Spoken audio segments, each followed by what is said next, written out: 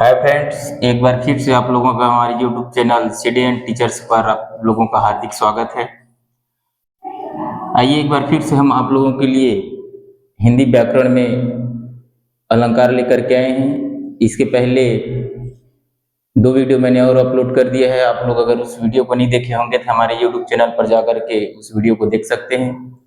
आइए आज का वीडियो अर्थालंकार के बारे में जानेंगे कि अर्थालंकार क्या है, इसका प्रयोग कविता में कवि जो है कैसे करता है, इसकी संपूर्ण जानकारी जो है आज हम अपनी इस वीडियो में बताने वाले हैं।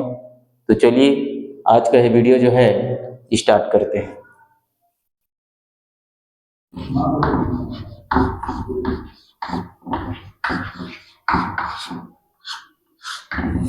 अर्थालंकार कवि जो है अर्थालंकार की परिभाषा एक बार हम आप लोगों को बता दें कि किसी कविता या काव्य पर अर्थ के माध्यम से काव्य में सुंदरता उत्पन्न होता है, उसे ही अर्थालंकार कहते हैं। अर्थालंकार को जानने से पहले इसके मुख्य प्रकारों की ओर चर्चा करेंगे, क्योंकि आने वाले एग्जाम में हम लोगों का बहुत ही शानदार कारगर सिद्ध होगा, इसलिए इसके प्रमुख प्रकारों की ओर चर्चा करेंगे। तो आज हम अर्थालंकार के अंतर्गत प्रमुख रूप से 6 प्रकारों के बारे में चर्चा करेंगे। जैसे सबसे पहले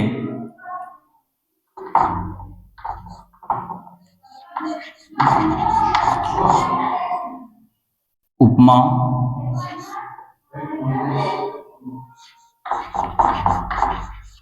रूपक,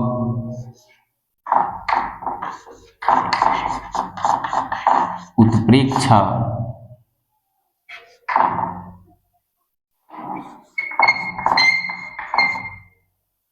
अतिशयोक्ति,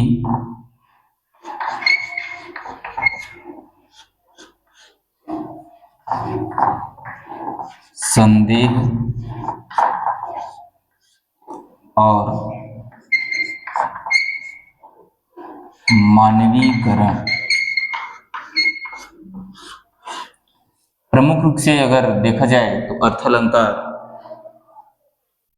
6 प्रकार के होते हैं, जो आने वाले एग्जाम में हमारे काम आ जाएंगे। सबसे पहले उपमा अलंकार, रूपक अलंकार, उत्प्रेक्षा अलंकार, अतिशयोक्ति अलंकार, संदेह अलंकार और मानवीकरण अलंकार। इन 6 तरह के अलंकारों के प्रयोग कर कवि जो है अपने काव्य में अर्थ के माध्यम से सुंदरता उत्पन्न करता है। सबसे पहले आज हम जानेंगे कि उपमा अलंकार क्या है, किस तरह से उपमा अलंकार का प्रयोग कर कवि जो है अपने काव्य में सुंदरता उत्पन्न करता है। तो आज की इस वीडियो में हम इन 6 अलंकारों के बारे में क्रमशः उदाहरण सहित देखेंगे। तो आइए सबसे पहले देखते हैं उपमा अलंकार। उपमा अलंकार क्या है, इसका प्रयोग कवि कैसे करता है, इसके बारे में पूरी जानकारी जो है आज की इस वीडियो में देखेंगे। तो स्टार्ट करते हैं उपमा अलंकार।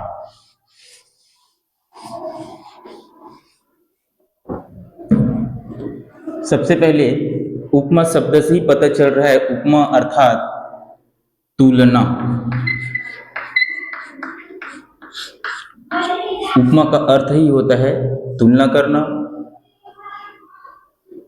किसी एक वस्तु की तुलना दूसरे वस्तु के साथ किसी गुण, प्रकार, रंग, रूप के आदि के समानता के कारण अगर उसमें तुलना किया जाए तो उसे हम उपमा अलंकार कहते हैं। और एक बात और बता दूं, उपमा अलंकार पढ़ने से पहले इसके अंगों को जानना हमारे लिए बहुत ही जरूरी होगा। तो एक बार इनके अंगों को भी देख लेते हैं कि उपमा अलंकार के कितने अंग हैं।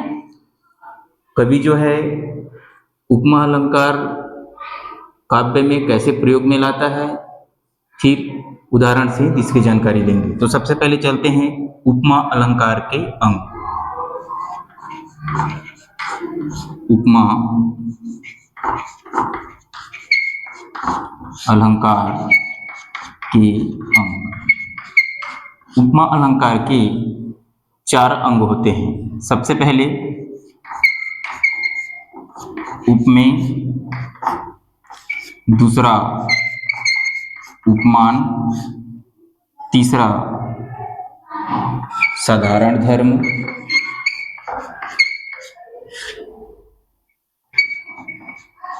और चौथा होता है वाचक शब्द। ये इनके प्रमुख रूप से 4 प्रकार हैं उपमा अलंकार के। प्रमुख रूप से उपमा अलंकार के अंग हैं उपमेय, उपमान, साधारण धर्म और वाचक शब्द। अर्थालंकार पढ़ें तो सबसे पहले उपमेय, उपमान, साधारण धर्म और वाचक शब्द को समझना बहुत जरूरी है। तो सबसे पहले चलते हैं कि उपमेय क्या है, उपमान क्या है, साधारण धर्म क्या है और वाचक शब्द क्या है। तो उपमेय अर्थात जिसकी तुलना की जाए, किसी कविता में जिस वस्तु की तुलना की जाती है उसको उपमेय कहते हैं। और उपमान जिससे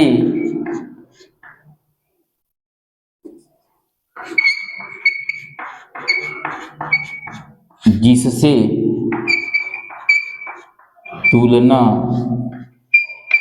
की जाए और उपमेय जिसकी तुलना की जाए और उपमान जिस वस्तु के साथ किसी उसके आकार, प्रकार, रंग, रूप आदि के गुणों को देख करके, आदि की अवस्थाओं को देख करके उनके साथ जो तुलना की जाए उसको कहते हैं उपमान। तो सर्वप्रथम उपमेय जिसकी तुलना की जाए और उपमान जिससे तुलना की जाए, या फिर हम यह कह सकते हैं कि जिससे तुलना दी जाए। जैसे कि 2 वस्तु है, एक वस्तु, ये पहले वस्तु की तुलना दूसरे वस्तु के साथ की जाती है तो पहले जो वस्तु है वो उपमेय कहलाएगा और जिस वस्तु के साथ किया जा रहा है वह वस्तु जो है उपमान कहलाएगा। वैसे ही चलते हैं साधारण धर्म क्या है। साधारण धर्म कहने का अर्थ है उपमा अलंकार में जिस गुण या विशेषता के आधार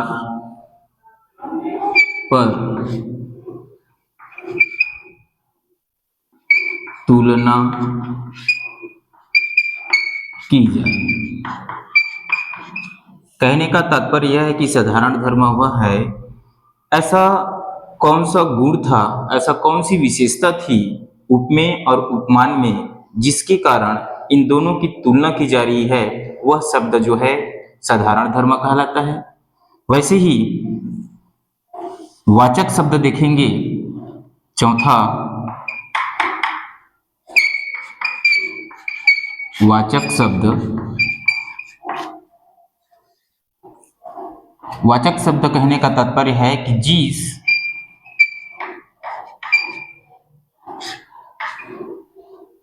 शब्द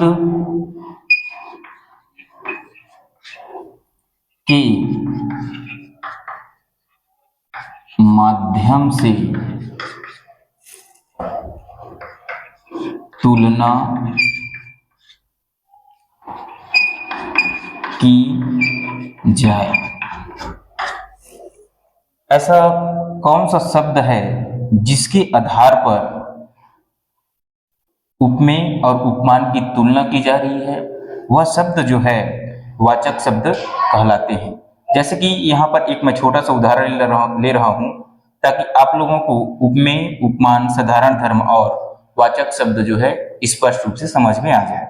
जैसे कि पहला उदाहरण यहाँ पर मैं ले रहा हूँ,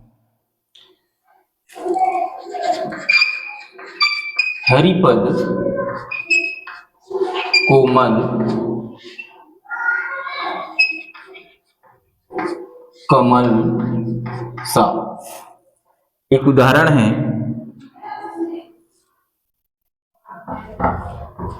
हरिपद कोमल कमल सा।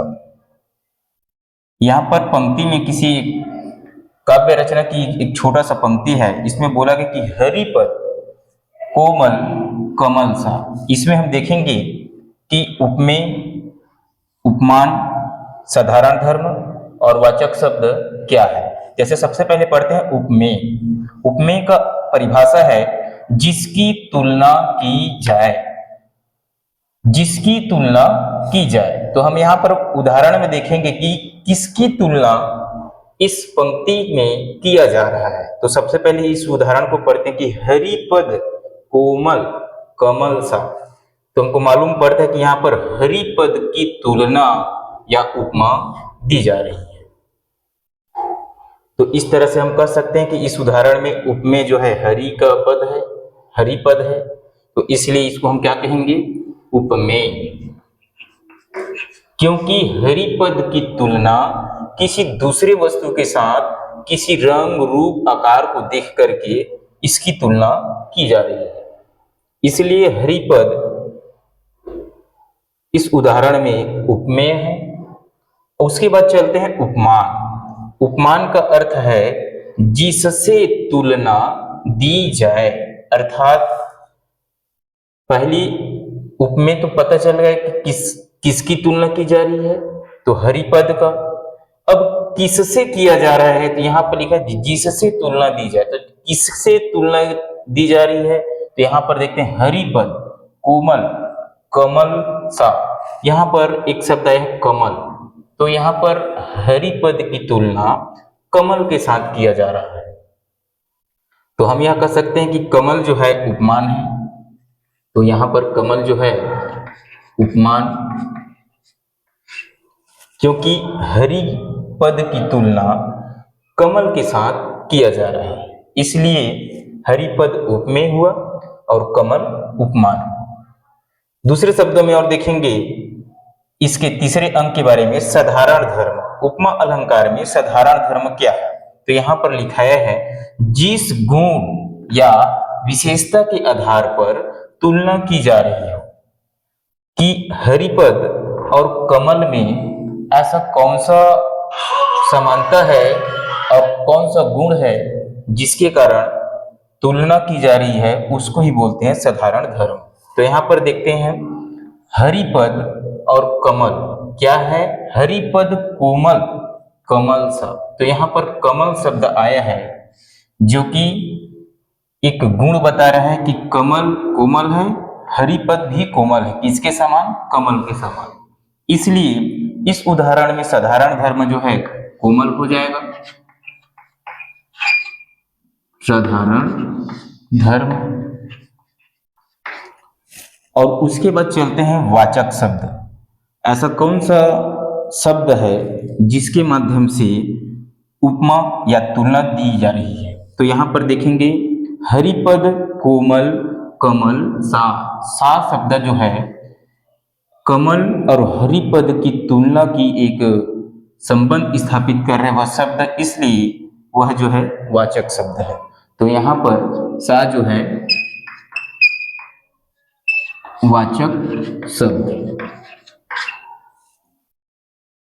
तो हरिपद कोमल कमल समय, हरिपद उपमेय, कोमल साधारण धर्म, कमल उपमान और सा जो शब्द आया है वह वाचक शब्द है। तो मेरे ख्याल से उपमा अलंकार पढ़ने से पहले इसके अंगों को जानना बहुत जरूरी है, और मेरे ख्याल से लगता है कि उपमेय, उपमान, साधारण धर्म और वाचक शब्द क्या है आप लोगों ने यहाँ पर देखा। हरिपद कोमल कमल सा, हरिपद जो है उपमेय है, कोमल साधारण धर्म है, कमल उपमान है और सा जो है वाचक शब्द है। इस तरह से उपमा अलंकार के ये 4 अंग होते हैं। आइए उपमा अलंकार के कुछ और उदाहरण देखें जिससे हमको स्पष्ट हो जाए कि कवि जो है किसी एक वस्तु की तुलना दूसरे वस्तु के साथ करके कविता में अर्थ के माध्यम से कैसे सुंदरता उत्पन्न करती है। आइए और थोड़ा सा उदाहरण देखें।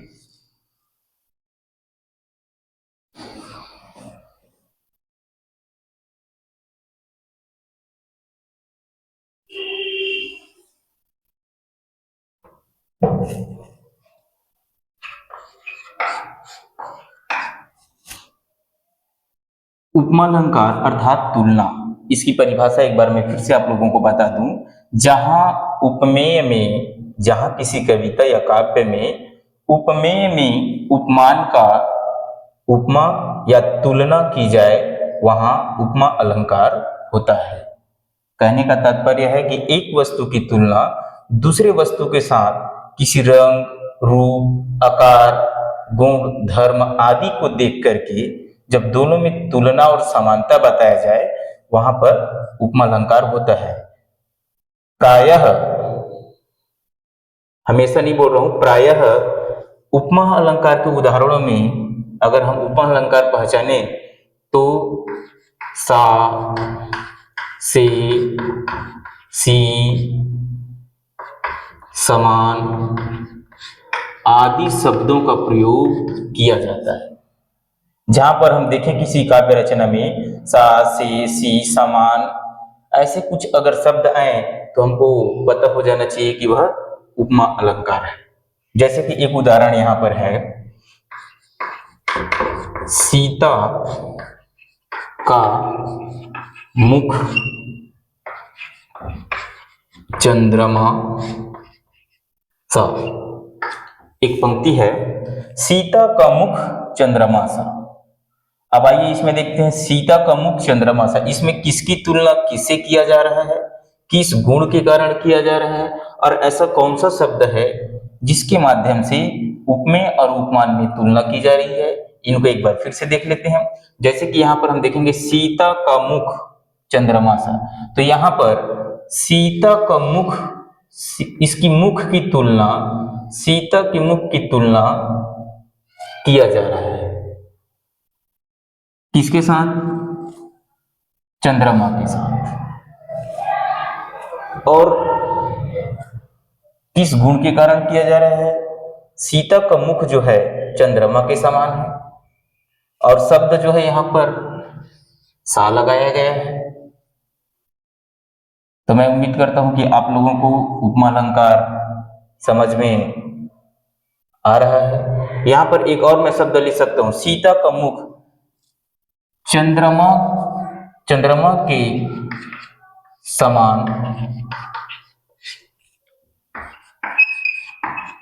सुंदर है। और थोड़ा सा बढ़ा दें तो यहां पर देखें एक और शब्द हमें ये आगे ले चलते हैं।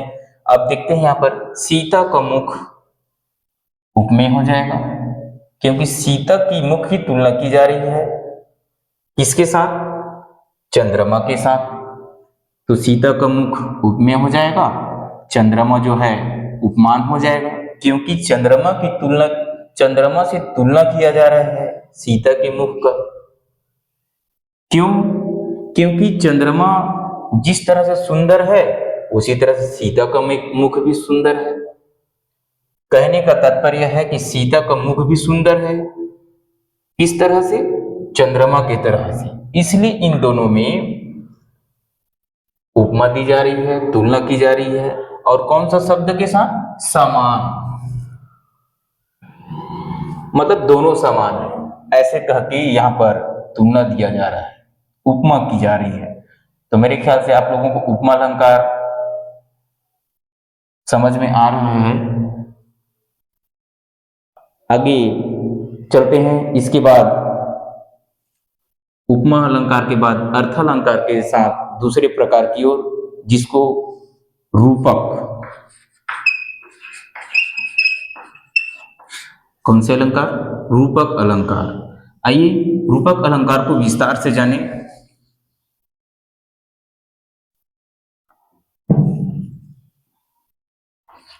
दूसरी प्रकार की ओर चलते हैं, रूपक अलंकार।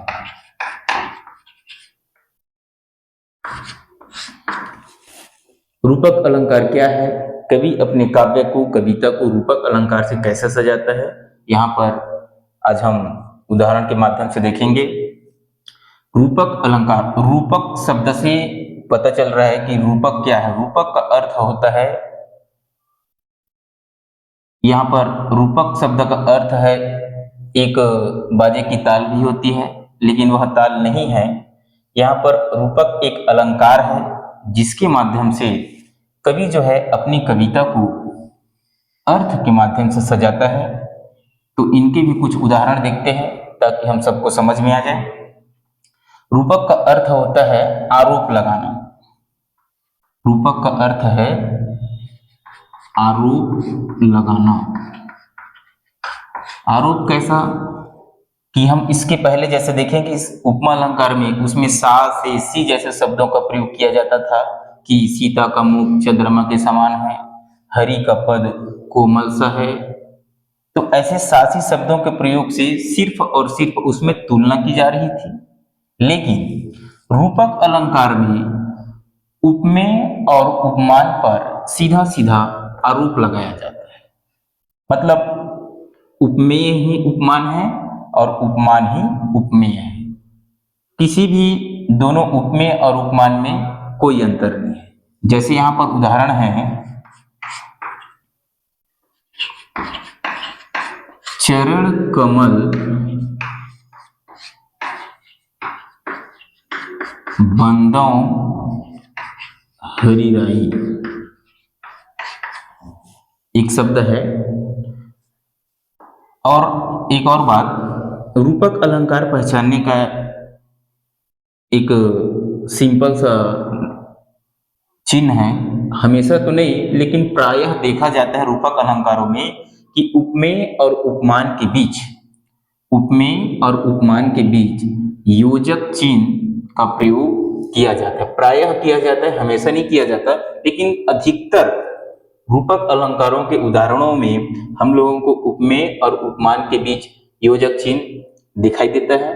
यहाँ पर बताया गया है कि चरण कमल बंदौ हरिराई, कहने का अर्थ है कि चरण कमल बंदौ हरिराई, चरण जो है उपमेय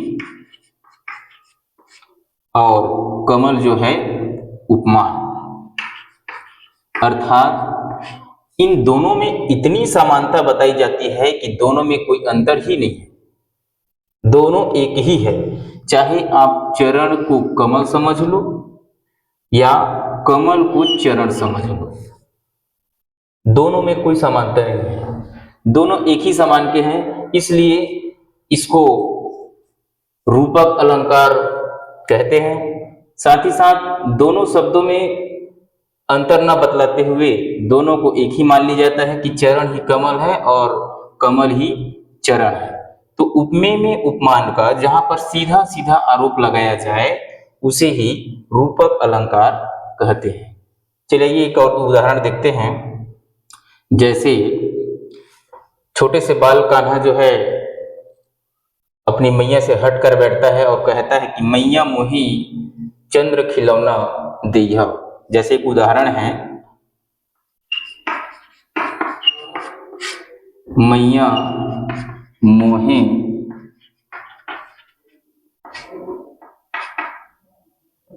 चंद्र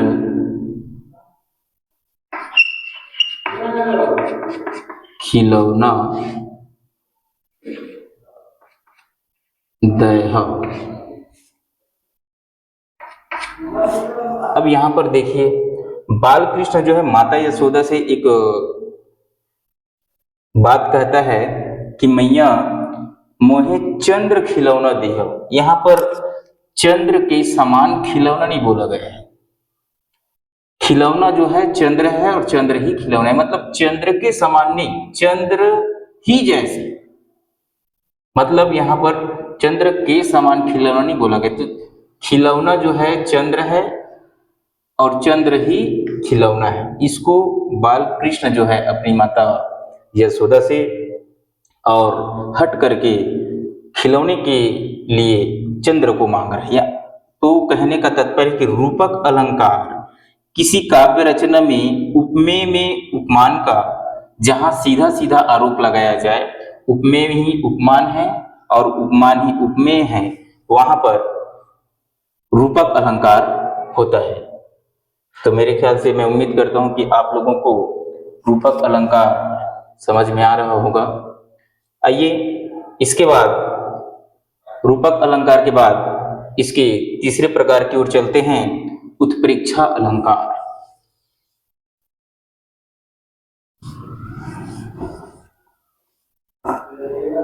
कवि जो है उत्प्रेक्षा अलंकार से काव्य में अर्थ के माध्यम से सुंदरता या सौंदर्य कैसे उत्पन्न करता है उसको देखते हैं। उत्प्रेक्षा अलंकार, उत्प्रेक्षा शब्द से ही पता चलता है संभावना। संभावना अर्थ अलंकार के अंतर्गत तीसरा इसके मुख्य रूप है उत्प्रेक्षा अलंकार। उत्प्रेक्षा अलंकार का अर्थ होता है संभावना, अर्थात जहां किसी कविता में उपमेय में उपमान का संभावना व्यक्त किया जाए वहीं पर उत्प्रेक्षा अलंकार होता है। अब उपमेय में उपमान की संभावना कैसे, जैसे कि एक उदाहरण देख लेते हैं। यहां पर उदाहरण देख लेते हैं। सोहत ओढ़े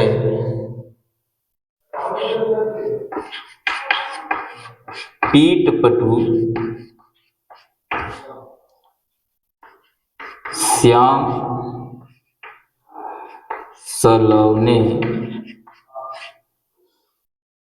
घात। सोहत ओढ़े पीठ पटु श्याम सलवने घात, मनहु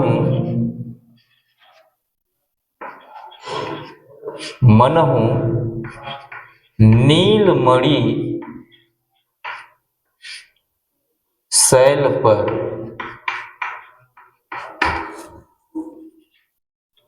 आतुप पढ़े प्रभात। एक बहुत ही शानदार रचना यहाँ पर उत्प्रेक्षा अलंकार का। यहाँ पर बोला गया है कवि जो है अपनी काव्य रचना को उत्प्रेक्षा अलंकार से कैसे सजाया है, संभावना कैसे बताया कि उपमेय में उपमान की संभावना व्यक्त किया जा रहा है। एक बात मैं आप लोगों को संभावना उत्प्रेक्षा अलंकार के अंतर्गत बता दूं, प्रायः उदाहरणों में हमको जनो, जानहु, मानहु, मनो, मानो ऐसे शब्दों का प्रयोग प्रायः देखने को मिलता है। उत्प्रेक्षा अलंकार प्रायः जनो, जानहु, मानहु, मनो, मानो ऐसे शब्द के माध्यम से संभावना व्यक्त किया जाता है उपमेय और उपमान में। तो जहां पर भी हमको ऐसे शब्द दिखाई दे तो हमको समझ जाना है कि वहां पर कवि जो है काव्य रचना को उत्प्रेक्षा अलंकार से सजाया है।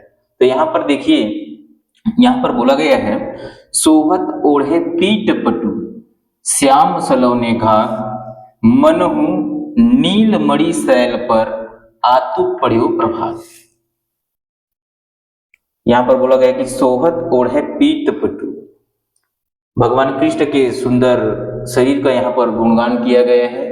यहाँ पर बताया गया कि श्याम सलवने घात, कृष्ण जी के सुंदर श्याम शरीर पर पीठ पटु अर्थात पीले वस्त्र जो है बहुत सुंदर दिखाई दे रहा है।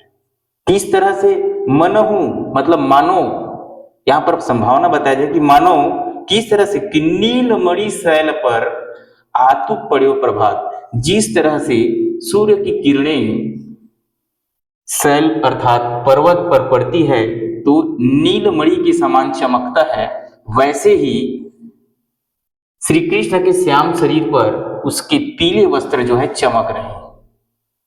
तो अर्थात श्याम जी के पीले वस्त्र की संभावनाओं के रूप में, मानव के रूप में यहाँ पर सूर्य की किरणें जो है पर्वत पर नीलमणि के समान चमक रहे, वैसे ही कृष्ण के सांवले शरीर पर उसके पीले वस्त्र जो है दिखाई दे रहे हैं। तो मैं आशा करता हूं कि आप लोगों को उत्प्रेक्षा अलंकार समझ में आ रहा है। आइए एक और उदाहरण लेते हैं। जैसे एक उदाहरण लेते हैं, यहाँ पर तो आप लोग देख ही लिए कि मनोहु नीलमणि शैल पर आतु पड़े प्रभात, जिस तरह से श्याम जी के शरीर पर पीले वस्त्र धारण दिखाई दे रहे हैं, वैसे ही जैसे सूर्य के प्रकाश पर पर्वत जो है नीलमणि के समान चमक रहा है, तो वैसे ही श्याम जी के शरीर पर पीले वस्त्र जो है चमक रहे हैं। तो एक उदाहरण ये हुआ। आइए एक उदाहरण और लेते हैं। जैसे पद्मावती सब सखी बुलाई, पद्मावती सब सखी बुलाई,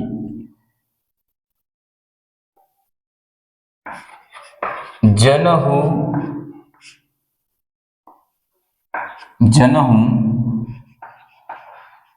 सबे फुलवारी, जनहु सबे फुलवारी चली आई।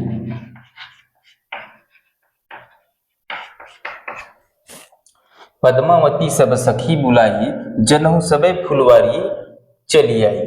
यहाँ पर कवि जो है पद्मावती जी के सखियों की संभावनाएं जो है एक फुलवारी की फूलों से की है। यहाँ पर बताया गया कि पद्मावती जो है जैसे ही विवाह मंडप पर आता है और अपने पद्मावती जो है अपने सखियों को बुलाता है, तो सब सखी जो है ऐसे चली आ रही है, जनहु बगीचे के जितने सभी फूल हैं, जनहु सबे फुलवारी चली आई। यानी कि ऐसे प्रतीत हो रहा है, ऐसे वहां पर संभावनाएं प्रतीत हो रहा है कि एक बगीचे के जितने भी फूल हैं वो सभी आ रही हैं, ऐसे जो है पद्मावती की सखी जो है चली आ रही है। तो यहाँ पर पद्मावती उपमेय, फुलवारी उपमान, यानी कि उपमेय में उपमान का संभावना व्यक्त किया जा रहा है। तो जहां उपमेय में उपमान का संभावना व्यक्त किया जाए वहां पर उत्प्रेक्षा अलंकार होता है। जैसे कि एक और उदाहरण ले लेते हैं ताकि आप लोगों को अच्छे से समझ में आ जाए उत्प्रेक्षा अलंकार क्या है। जैसे क्षीर सागर पर कृष्ण जी जो हैं शयन करते हुए निद्रा में, घोर निद्रा में रहते हैं, उसी समय नारद जी जो है उनके चरणों को दबाते हुए और उनको आराम करते हुए दिखते हैं। उसी समय एक याचक जो है कृष्ण जी के पास पहुंचता है और कहता है, हे स्वामी, मेरी जितने दिन मेरी गरीबी है उसको सबको हर लो, ऐसे करके। तो नारद जी समझाते हैं कि अभी प्रभु जो है शयन कर रहा है, तो आप ये समझिए कि मैं ही कृष्ण हूं, मतलब मनहु जानहु, जान लो, मान लो, आप मुझे ही बता दो, ऐसे करके एक बात होती है। तो वहां पर लिखा जाता है कि सो तुम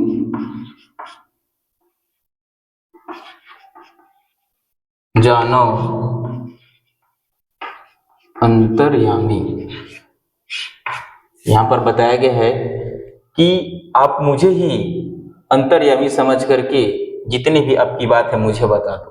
मतलब यहाँ पर नारद जी महाराज जो है कृष्ण के साथ अपनी संभावनाएं व्यक्त कर रहे हैं कि सो तुम जानो हो अंतर्यामी। इस तरह से कवि जो है अपनी काव्य रचना को उत्प्रेक्षा अलंकार से उपमेय में उपमान का संभावना व्यक्त करके उत्प्रेक्षा अलंकार को सजाता है। तो आप लोगों को उत्प्रेक्षा अलंकार क्या है उदाहरण के माध्यम से समझ में आ गया होगा। आइए इसके अर्थ अलंकार के अंतर्गत इसके चौथे प्रकार की ओर समझते हैं।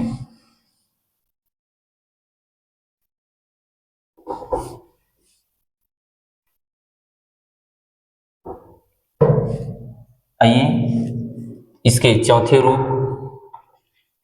अतिशयोक्ति।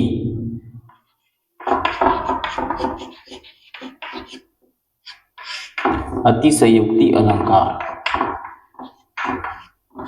अतिशयोक्ति, अति कहने का अर्थ है अधिक, और संयुक्ति मतलब किसी उक्ति को अधिक बढ़ा चढ़ा करके बताना। यानी किसी काव्य रचना को कवि जो है बढ़ा चढ़ा करके बताए, वहां पर अति संयुक्ति अलंकार होता है। जैसे कि उपमेय में उपमान का बढ़ा चढ़ा के बताना, जैसे तुलसीदास जी ने रामचरितमानस में श्री राम जी के बचपन के गुणगान किया है। वहां पर चौपाई में लिखा है कि बिनु पद चले सुने बिनु काना, कर विधि कर्म करे विधि नाना। अर्थात कहने का तात्पर्य यह है कि बिनु पद, बिना पद के चलते हैं, और सुने बिनु काना, बिना कान के सुनते हैं, और कर विधि कर्म, और हर एक प्रकार से हर एक तरह से उस कार्य को करता है, और करे विधि नाना यानी कि बिना कर यानी बिना हाथ के ही वह सारी कार्यों को कर लेता है। तो यहाँ पर कहीं ना कहीं प्रभु की भक्ति में इतने लीन होकर के तुलसीदास जी महाराज जो है अपनी काव्य रचना को अति संयुक्ति अलंकार से सजाए है, यानी कि ज्यादा बढ़ा चढ़ा करके बताया है। जैसे एक उदाहरण लेते हैं, एक उदाहरण यहां पर मैं ले रहा हूं ताकि आप लोगों को अति संयुक्ति अलंकार समझ में आ जाए। हनुमान की पूंछ पर लग न पाई आग,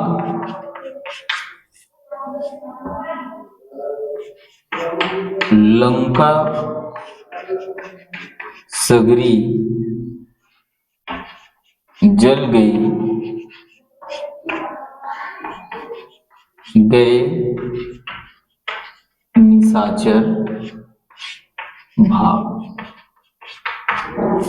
यहां पर बताया गया है कि हनुमान की पूंछ पर लग ना पाई आग, लंका सगरी जल गई, गए निशाचर भाग। बोला गया है कि यहाँ पर हनुमान जी की पूंछ पर आग ही नहीं लगा है। यहाँ पर बोले कि हनुमान की पूंछ पर लग ना पाई आग, हनुमान की पूंछ पर आग ही नहीं लगा है, और लंका सगरी जल गई, और सभी लंका जो है जल गई है, और जितने भी लंका में निवास करने वाले निशाचर हैं, राक्षस हैं, वो क्या कर लिए हैं, भाग गए। तो कवि जो है अपनी इस काव्य रचना को ज्यादा अति संयुक्ति यानी कि ज्यादा बढ़ा चढ़ा करके बता रहा है कि हनुमान की पूंछ पर लग ना पाई आग, और लंका सगरी जल गई, गए निशाचर भाग। तो यहाँ पर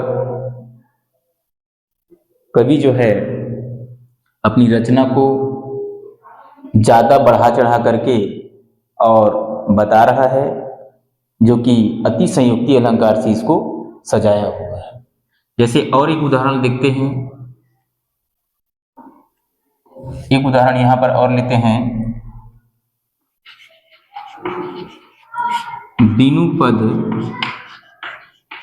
चले सुने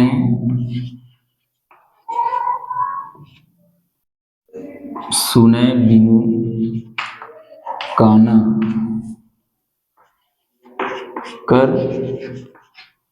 विधि कर्म, बिनु पद चले सुने बिनु काना, कर विधि कर्म करे विधि नाना। यहां पर गोस्वामी तुलसीदास जी जो है चौपाई में क्या बोल रहे हैं कि राम जी की भक्ति में इतना डूबे हैं, उनकी गुणगान जो है इतना ज्यादा बढ़ाकर कर रहे हैं कि बिनु पद चले, यानी कि भगवान राम जो बिना पद के चलते हैं, और सुने बिनु काना, और बिना कान के सुनते हैं। और बोला गया कि कर विधि कर्म, कर मतलब होता है हाथ, और कर विधि कर्म करे विधि नाना, बिना हाथ के ही वो विविध प्रकार के कार्य जो हैं संपन्न कर लेते हैं। तो इस तरह से यहाँ पर कवि जो है अति संयुक्ति अलंकार से इस काव्य रचना को सजाया हुआ है। तो मेरे ख्याल से अति संयुक्ति अलंकार क्या है समझ में आ ही रहा होगा। इसके उपरांत आइए हम देखते हैं संदेह अलंकार। कवि जो है संदेह अलंकार से काव्य को किस तरह से सजाता है।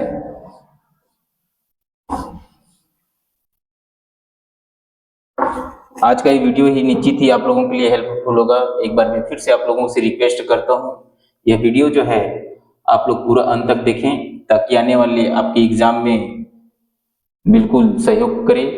आइए चलते हैं 5वां नंबर, संदेह अलंकार।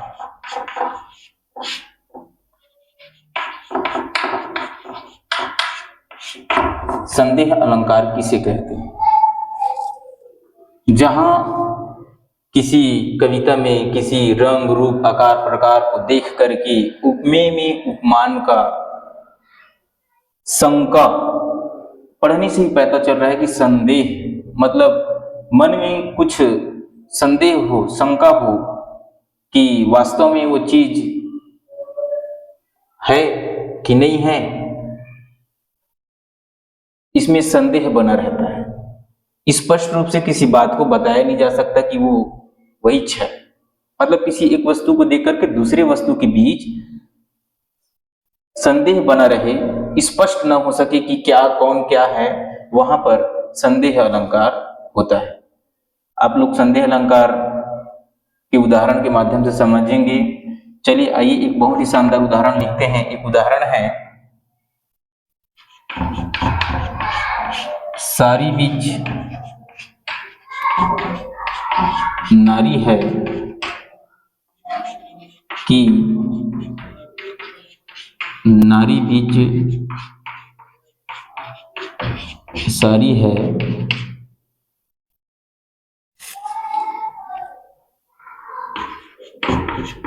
नारी ही की सारी बीच नारी है कि नारी बीच सारी है कि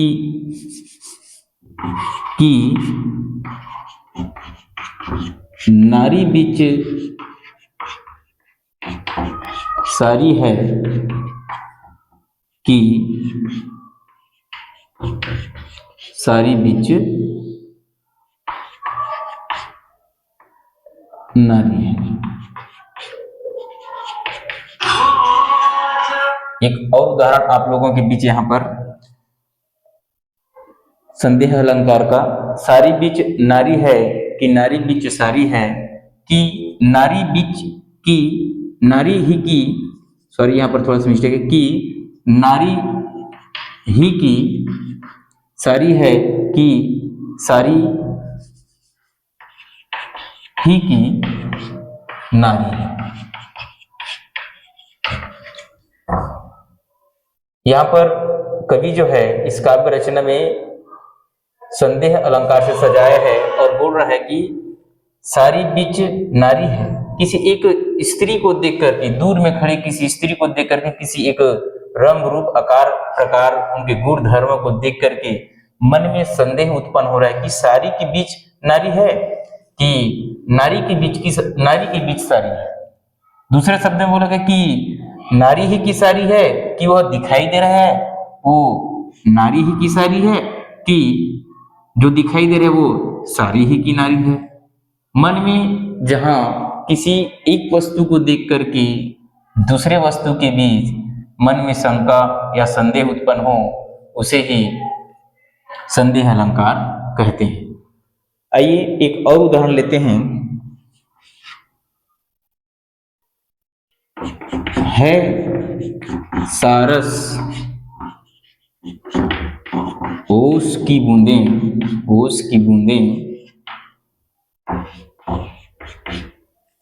है सारस ओस की बूंदें की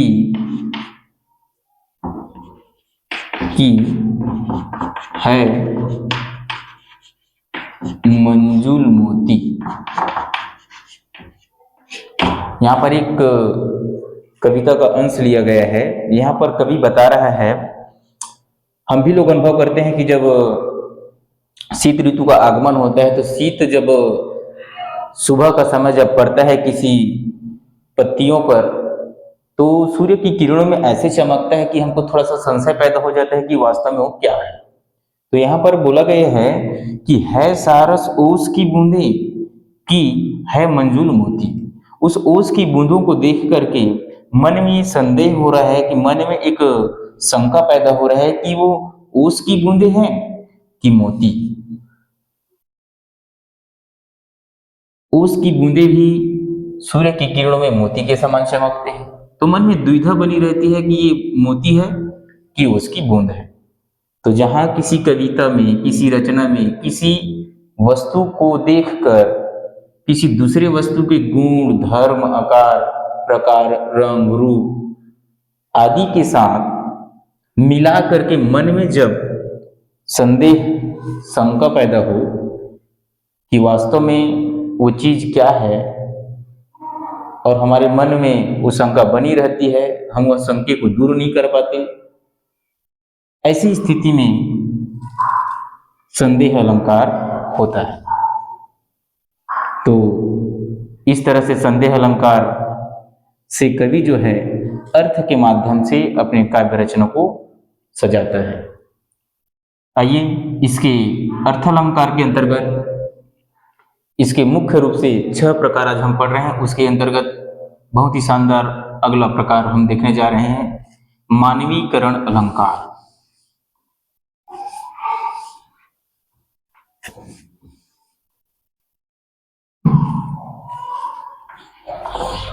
छठवां नंबर, मानवीय करण अलंकार। कवि जो है मानवीकरण अलंकार से अपनी कविता को किस तरह से सजाता है, इसको आज हम समझने वाले हैं। तो हम यहाँ पर शब्द को ही पढ़ करके स्पष्ट समझ सकते हैं कि मानवीकरण अलंकार क्या है। यहाँ पर लिखा है कि मानवी अर्थात मानव के गुण, करण मतलब करना, यानी किसी वस्तु के ऊपर या किसी पदार्थ के ऊपर कवि जो है जब मानवीय गुण निर्धारण करता है, मानवीय गुण को जब डालता है, तो ऐसे काव्य रचना पर, ऐसी कविता रचना पर मानवीकरण अलंकार होता है। जैसे यहाँ पर एक उदाहरण है, मैं ले रहा हूं ताकि आप लोगों को मानवीकरण अलंकार अच्छे से समझ में आए। यहाँ पर उदाहरण मैं ले रहा हूं,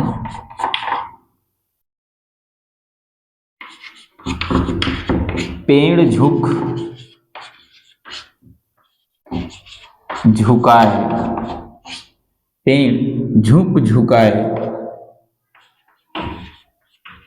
गर्दन उचकाए, उचकाए, पेड़ झुक झुकाए, गर्दन उचकाए,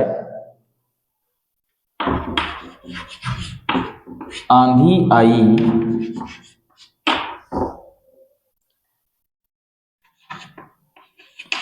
धूल भागी, घाघरा उठाए।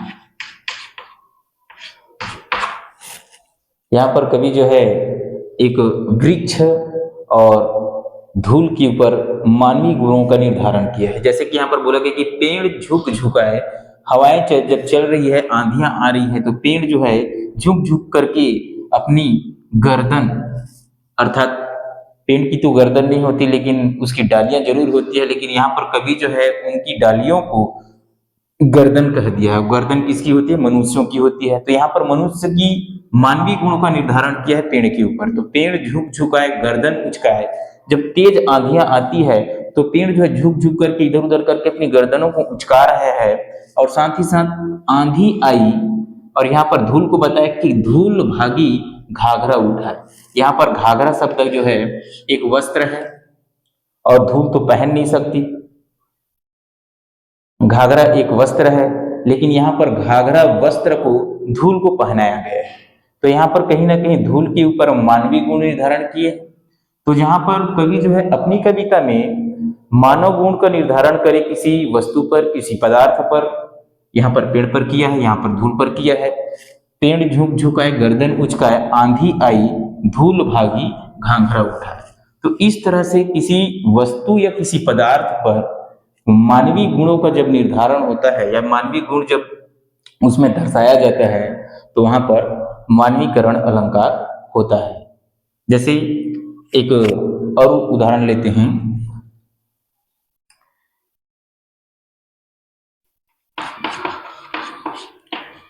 बोल उठा,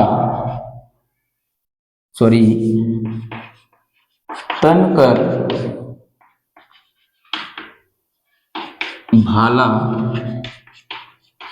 बोल उठा, राणा मुझे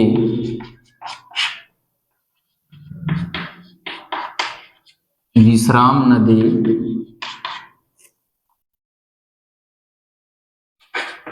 है शोणित की प्यास लगी,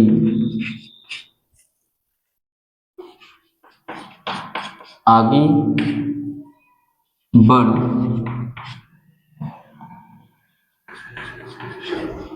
शोणित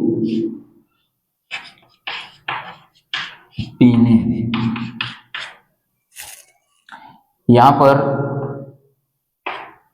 कवि जो है युद्ध के मैदान में, हल्दी घाटी के युद्ध के मैदान में, यहाँ पर राणा और अकबर के बीच घमासान युद्ध चल रहा है। पंक्ति में कवि जो है इसमें मानवीय गुण निर्धारण किया। क्या है मानवीय गुण? यहाँ पर बोला गया कि तनकर भाला,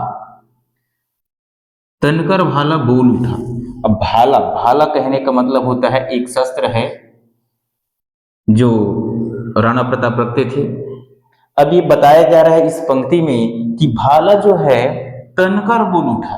अब भाला तो बोल नहीं सकता, एक निर्जीव है, लेकिन यहाँ पर मानवीय गुण दर्शाया गया कि भाला बोल रहा है। कैसे? तनकर भाला बोल उठा, राणा मुझे विश्राम न दे। महाराणा प्रताप को बोल रहा है भाला जो है, तनकर भाला बोल उठा, राणा मुझे विश्राम न दे, है शोणित की प्यास लगी। शोणित का अर्थ होता है रक्त, खून। तो उसको बताया कि है शोणित की प्यास लगी, मुझे रक्त की, मुझे खून की प्यास लगी है, आगे बढ़ शोणित पीने दे। तो यहाँ पर भाला तो रक्त तो पी नहीं सकता, तन करके बोल तो नहीं सकता, लेकिन कवि जो है अपनी कविता को सुंदर और सौंदर्य बनाने के लिए मानवीकरण अलंकार का प्रयोग किया है और अपनी कविता को, अपनी काव्य रचना को सुंदर बनाया है। इस तरह से मानवीकरण अलंकार का प्रयोग कर कवि जो है अपनी कविता को सजाता है। आइए एक उदाहरण और देखते हैं।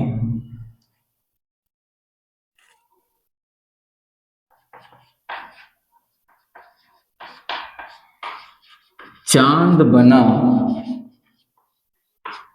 दुल्हा सा, तारों की बारात। यहां पर एक और उदाहरण लिया गया है। रात में कवि जो है टिमटिमाते हुए तारों गणों को और चांद को देख करके काव्य रचना करता है। क्या बोल रहा है यहाँ पर कि चांद बना दुल्हा सा।